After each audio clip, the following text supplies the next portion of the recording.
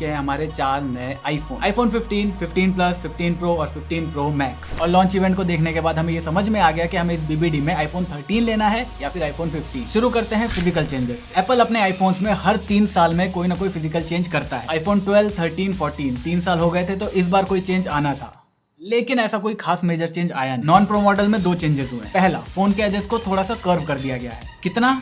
ये है आईफोन 14 और ये है आईफोन 15। हाँ, बस इतना सा। मतलब मैं इस फोन से आईफोन 15 में जाऊंगा तो इन हैंड फील में मुझे कोई चेंज नहीं मिलेगा। दूसरा, आईफोन 15 के सारे मॉडल्स में हमें डायनेमिक आइलैंड मिल रहा है। पिछले साल एप्पल अपने डायनेमिक आइलैंड का फुल पोटेंशियल पे यूज नहीं कर पाया, लेकिन अब क्योंकि डायनेमिक आइलैंड वाले फोन मार्केट में ज्यादा हो जाएंगे तो अब चांसेस है कि शायद हमें कुछ यूजफुल चीजें देखने को मिले। तो मॉडल में कर्व्स के अलावा 2 और चेंजेस है। पहला, टाइटेनियम बॉडी, और इसके 3 फायदे हैं। फोन बिना केस के यूज करने में शर्म नहीं आई, क्योंकि बिना केस के 5 सेकंड फोन को यूज करने के बाद उसका हाल कुछ ऐसा हो जाता है। टाइटेनियम मैट फिनिश के साथ आएगा जिसमें किसी भी तरह का कोई फिंगरप्रिंट नहीं लगेगा। दूसरा, आईफोन के प्रो मॉडल्स थोड़े ज्यादा ही भारी हो गए थे। अगर 13 प्रो या 14 प्रो किसी को सच में फेंक के मार दो ना, उसका सर फट जाएगा। मेरा 12 प्रो उनसे काफी ज्यादा हल्का है, लेकिन आईफोन 15 सीरीज जितने भी प्रो सीरीज के फोन आए हैं उनमें सबसे ज्यादा हल्का है। आपका नहीं पता, लेकिन मेरे लिए ये बहुत बड़ी चीज है। टाइटेनियम का तीसरा फायदा, ये जो छोटे मोटे स्क्रैच आप देख रहे हो, ये मेरा फोन जब रोड पे बिना केस के गिर गया था तब पड़े थे। अगर ये फ्रेम टाइटेनियम का होता तो इस पर ये स्क्रैचेस नहीं पड़ते। तो हाँ, टाइटेनियम बॉडी वाकई में एक बड़ा अपग्रेड है, अब भले ही वो पीयर प्रेशर में आकर क्यों ना करा गया। प्रो मॉडल में तीसरा बड़ा चेंज है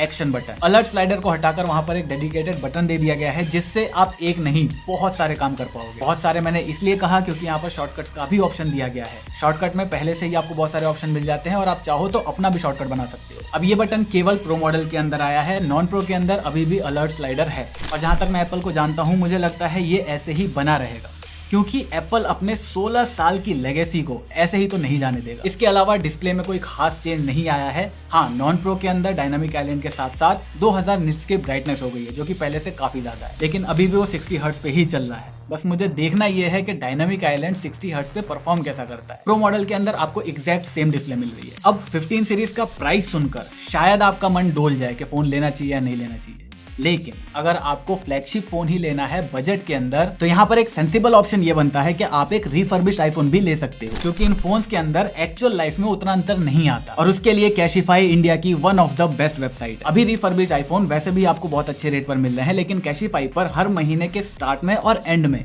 स्पेशल कोई ना कोई सेल आ रही होती है। कैशिफाई का प्रोडक्ट 32 क्वालिटी चेक के साथ गुजरता है और यहाँ 15 दिन की रिप्लेसमेंट या रिफंड पॉलिसी भी है। प्लस आपको 6 महीने की वारंटी भी देता है कैशिफाई, जो आप इंडिया में कहीं भी अवेल कर सकते हो। और आप सबके लिए एक छोटा सा गिफ्ट, अगर आप कूपन कोड TJ1000 यूज करते हो तो आपको किसी भी परचेज पर 1000 रुपए का ऑफ हमारी तरफ से मिल जाएगा। और ये कोड कैशिफाई के ऐप या वेबसाइट पर ही काम करेगा। तो डिस्क्रिप्शन में लिंक दी हुई है, जाकर एक बार चेकआउट जरूर करना। अब आते हैं इस साल के द मोस्ट अवेटेड फीचर पर, टाइप सी। और मैंने सोचा था जब एप्पल इस चीज को अनाउंस करेगा तो पहले इसके लिए एक बहुत बड़ा सा बिल्डअप बनाएगा कि कैसे हमने इनोवेट करके टाइप सी बनाया है, और ऐसे प्रेजेंट करेगा कि भाई दुनिया में आज से पहले टाइप सी किसी ने नहीं दिया।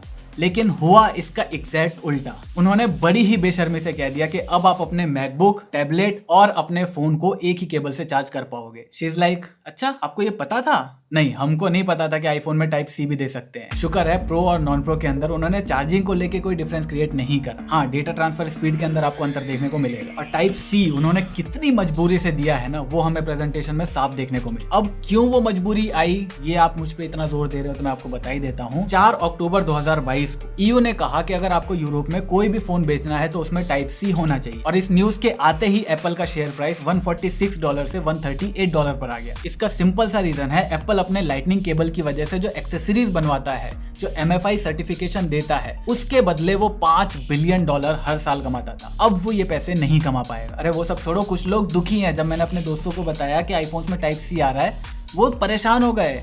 अब वो ये फ्लेक्स नहीं कर पाएंगे कि भाई मुझे आईफोन का केबल दे देना। इस चक्कर में वो लोग दुखी हो रहे हैं। आई वाज लाइक, भी ठीक है। डिजाइन और डिस्प्ले के बाद जो आईफोन में सबसे बड़ा चेंज आया है वो है उसके कैमरा के अंदर, वो भी नॉन प्रो वाले के अंदर। पिछले साल का प्रो मॉडल का कैमरा उठाकर नॉन प्रो वाले में डाल दिया गया, जिससे 2 फायदे होंगे। पहला, नॉन प्रो वाला भी अब 48 मेगापिक्सल की हाई रेजोल्यूशन फोटो ले पाएगा, और दूसरा, 2 लेंस होने के बावजूद वो इन 3 लेंसेज का काम करेगा। इसमें भी एक नॉर्मल, एक अल्ट्रा वाइड और एक 2x लेंस पे फोटो ली जाती है। सेम काम आईफोन 15 के अंदर वो 2 लेंसेज करेंगे। जैसे फॉर एग्जांपल पूरे 48 मेगापिक्सल के सेंसर से ये बड़ी फोटो ली गई है। अब इसमें से इस कैमरा सेंसर का मैं इतना सा पार्ट काट लेता हूँ तो फोटो इतनी बच जाती है। तो ये ऑटोमेटिकली जूम हो गई और ये किसी भी तरह का डिजिटल जूम नहीं है, इसे हम लॉसलेस जूम कहेंगे। और ये चीज प्रैक्टिकली बहुत ज्यादा काम आने वाली है, स्पेशली पोर्ट्रेट मोड के अंदर। प्रो मॉडल्स के कैमरा को एवे निपटा दिया गया, 48 मेगापिक्सल का एक बड़ा सेंसर दे दिया गया है, लेकिन मुझे नहीं लगता उसका कोई भी असर पड़ेगा। हाँ, प्रो वाले के अंदर सॉफ्टवेयर की मदद से और ज्यादा फोकल लेंथ की फोटोज आप ले पाओगे। ये काम बहुत आराम से नॉन प्रो वाला भी कर देता, लेकिन एप्पल बीइंग एप्पल। हाँ, प्रो मैक्स के अंदर एक बड़ा अपग्रेड मिला है, आपको एक नया टेलीफोटो लेंस मिल रहा है जो 5x तक जूम कर पाए। और ये वाला लेंस प्रो फोटोग्राफर के ही काम आएगा। हम तुम जब ये फोन लेकर घूमेंगे तो स्टार्टिंग के 10 दिन तक झाड़, पेड़, पौधे, पत्तियां, कुत्ते, बिल्लियों के फोटो लेने के बाद खुश हो जाएंगे, और उसके बाद हर महीने 2 महीने में 1-2 बार ये यूज होता रहेगा, उससे ज्यादा बिल्कुल नहीं। तो कैमरे में नॉन प्रो के अंदर ज्यादा बड़े अपग्रेड्स हैं in comparison to pro model. लेकिन अब बारी आती है परफॉर्मेंस की, जहां पर केस बिल्कुल उल्टा है। यहाँ नॉन प्रो के अंदर एवे सा ही अपग्रेड है, प्रो की तो यहाँ पर दुनिया ही पलट दी। परफॉर्मेंस की बात करूं तो 13, 14, 15 इनके बीच आपको बहुत बड़ा अंतर देखने को नहीं मिलेगा, क्योंकि A15 और A16 के अंदर ऐसा कोई बड़ा अंतर था नहीं। लेकिन प्रो मॉडल्स के अंदर हमें मिल रहा है नया 3 नैनोमीटर पर बना A17 Pro, जिसमें एप्पल ने अपने जीपीयू को कंप्लीटली रीडिजाइन करा है। अब यहाँ पर मैं डिटेल में नहीं जाऊंगा, मोटा मोटा मुद्दे की बात सुन लो कि आईफोन्स में जहां पर पहले ही बहुत ही तगड़ी गेमिंग करी जाती थी, नए आईफोन्स भी उससे तगड़ी गेमिंग नहीं करके देंगे जो आईफोन 14 प्रो करके दे रहा है। ये उतनी ही तगड़ी गेमिंग परफॉर्मेंस करके देंगे बिना ज्यादा बैटरी को कंज्यूम करे हुए। इसके अलावा इसमें फिजिकल रे ट्रेसिंग का भी सपोर्ट हमें देखने को मिल गया है, जिसका हम कुछ कर नहीं पाएंगे बाय द वे, क्योंकि S23 अल्ट्रा के अंदर भी है, लेकिन आज तक उसका क्या करा है, किसके मुंह से उसके बारे में सुना है। आज के टाइम में कोई भी ऐसा गेम नहीं है जो रे ट्रेसिंग का प्रॉपर मोबाइल गेम के अंदर इस्तेमाल कर पाए। तो एप्पल A17 Pro को लॉन्च करके